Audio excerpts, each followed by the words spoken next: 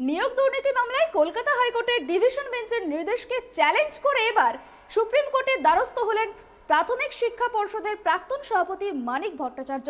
তাকে পর্ষদ সভাপতির পদ থেকে অপসারণের নির্দেশ দিয়েছিল কলকাতা হাইকোর্ট।